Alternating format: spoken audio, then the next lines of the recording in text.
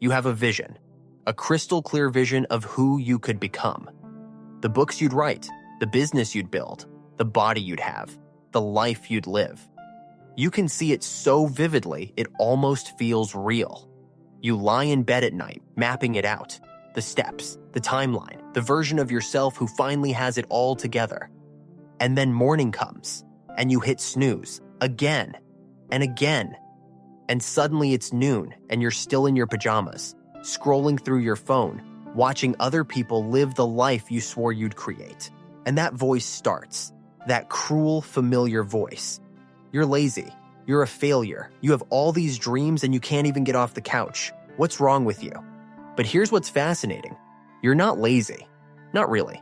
Because lazy people don't lie awake at night, consumed by visions of what they could become. Lazy people don't feel that bone-deep ache when another day passes and they haven't moved closer to their dreams. Lazy people are content with where they are, and you're anything but content. So what are you? You're ambitious. Deeply, painfully ambitious. You want more, you know you're capable of more, and yet you can't seem to move. You're stuck, paralyzed between the person you are and the person you know you could be. And the world calls that lazy. But the truth? The truth is so much more complicated than that. Let me tell you something about ambitious but lazy people. They're not lazy at all. They're terrified. Because here's what nobody tells you about ambition. The bigger the dream, the bigger the fear. When you want something deeply, when you can see the life you could have so clearly it haunts you, the stakes become unbearable. Because what if you try and fail? What if you give it everything and it's not enough? What if you discover that the version of yourself you've been protecting, the one with so much potential, is just a fantasy? As long as you don't start, you don't have to face that. As long as the dream stays a dream, it stays perfect, safe, untouchable by reality. But the moment you take action, you risk shattering it. You risk discovering that maybe you're not as capable as you thought. Maybe you're not as special. Maybe you're just ordinary. And that's the fear that keeps you frozen. Not laziness. Fear. Fear of inadequacy. Fear of failure. Fear that if you actually try, you'll prove what you've secretly suspected all along, that you're not enough. Maybe it started in childhood. Maybe you were the gifted kid. The one everyone said was so smart, so talented, so full of potential. Teachers loved you. Parents bragged about you. Everything came easy, and you learned something dangerous. Your worth is tied to being exceptional. But here's what happens when a child learns that love is conditional on achievement. They stop trying anything they might fail at. Because failure doesn't just mean you failed. It means you're not special anymore. It means you're ordinary. And ordinary, for you, feels like death. So you gravitated toward things that came naturally. Things you could excel at without much effort. And you avoided everything else. You told yourself you were just being strategic, focusing on your strengths. But really, you were protecting yourself, protecting the identity of someone with unlimited potential.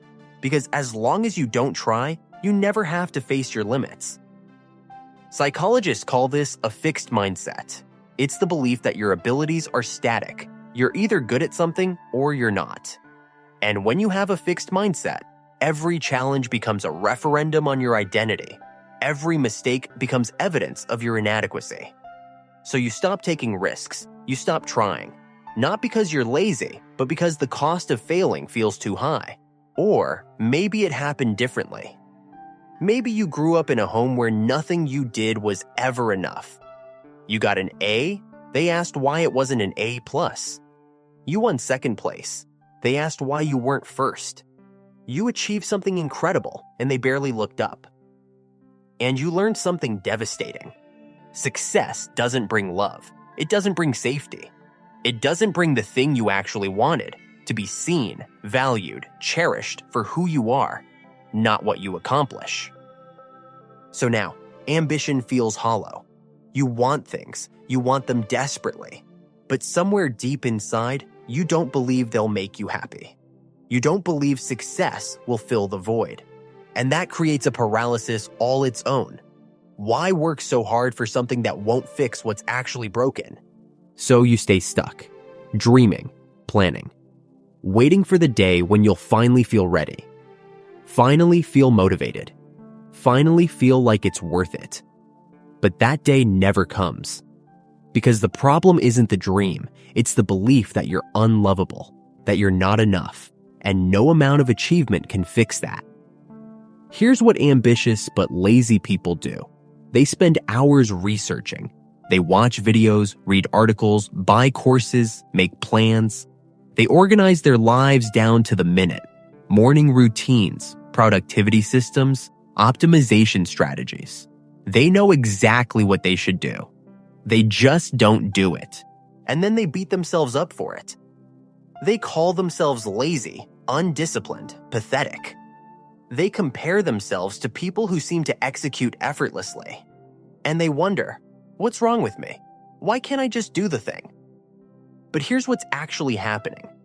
You're not lazy. You're protecting yourself. Because starting means risking. And risking means potentially confirming your deepest fear, that you're not who you thought you were. That the potential everyone saw in you was just potential, not proof. That you're capable of failing, of being mediocre, of being human. And for someone who's built their entire identity on being exceptional, on having potential, on being different, that's unbearable. So you stay in the planning phase, the preparation phase, the I'm not ready yet phase. Because as long as you're preparing, you're not failing. You're just waiting. And waiting feels safer than trying. But here's the paradox. The longer you wait, the harder it gets. Because every day that passes without action becomes more evidence that you're a fraud. Every opportunity you let slip by becomes more proof that you're not who you pretended to be. And the gap between who you are and who you could be grows wider, more painful, more impossible to bridge. And that's when the shame sets in. Deep, suffocating shame. Because you know you're capable of more. You know you're wasting your potential. And somehow that makes it worse. If you didn't have potential, you could just accept your life and move on. But you do have potential. You feel it. And you're watching it rot. Watching yourself become the person you swore you'd never be. The person who had everything and did nothing with it. So how do you break free? How do you move from dreaming to doing when every fiber of your being is screaming at you to stay safe? The answer isn't motivation. Motivation is fleeting. It comes and goes like weather. The answer is something deeper. It's changing the story you tell yourself about what failure means. Because right now, failure means you're not enough. It means you're ordinary. It means the potential everyone saw in you was a lie. But what if that's not what failure means? What if failure just means you're learning? What if it means you're human? What if it means you're finally brave enough to try? Start small, not because small is easy, but because small is survivable. You don't have to write the book, just write one sentence. You don't have to build the business, just send one email. You don't have to transform your entire life, just show up for one moment, one small, imperfect, messy moment where you choose action over safety. And when you fail, because you will fail, that's part of being human. Notice what happens. Notice that you survive it. Notice that failure doesn't kill you. It doesn't erase your worth. It doesn't prove you're a fraud. It just proves you're trying. And trying, even imperfectly, is infinitely more powerful than waiting for perfection. Here's what ambitious but lazy people need to hear. Your worth is not tied to your achievement. You are not your potential. You are not the life you could have, or the person you could become. You are enough right now. Messy, stuck, human, enough. And maybe that's the real work. Not building the empire. Not achieving the dream. But learning to be okay with being ordinary. Learning that your value doesn't come from being exceptional. It comes from being alive, from trying, from showing up even when it's terrifying.